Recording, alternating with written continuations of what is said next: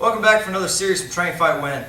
In this series, we're going to cover the Darce Choke. The Brazilians call it the Brabo Choke. It's kind of like a backwards anaconda choke. We're going to discuss that in greater detail.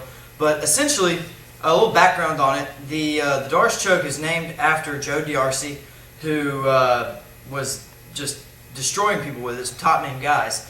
And Jason Miller, Mayhem Miller, was rolling with Darce and saw it and asked him how to do it. They played around with it.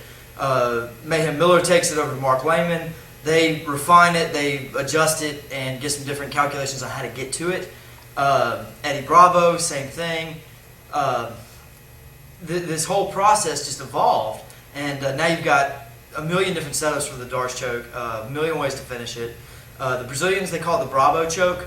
Same choke. It's a little different setup with and without the gi. With the gi, you're actually grabbing the lapels. Obviously, with no gi, you're going to be stacking your arms. But that's a little background on it. There's a lot of different setups and a lot of different ways to get to it and a lot of ways to finish it. We're going to talk about the first main overview that you need to understand about the Darce Choke. The Darce Choke is kind of like an inverted triangle, but you're going to be using your arms instead of your legs. And what you want to be thinking about is instead of just squeezing the crap out of his neck with your arms, you're going to use your chest and your body weight to really sink down on one shoulder.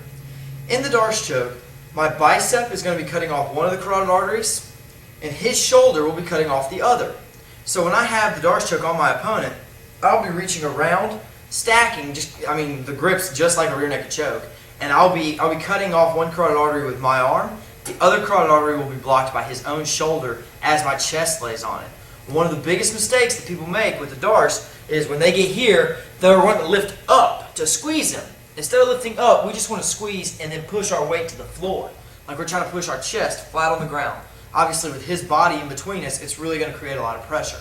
But a lot of people get caught up in arm strength trying to really force this choke as opposed to relaxing, getting a good grip on it, and then using their body weight to finish the choke.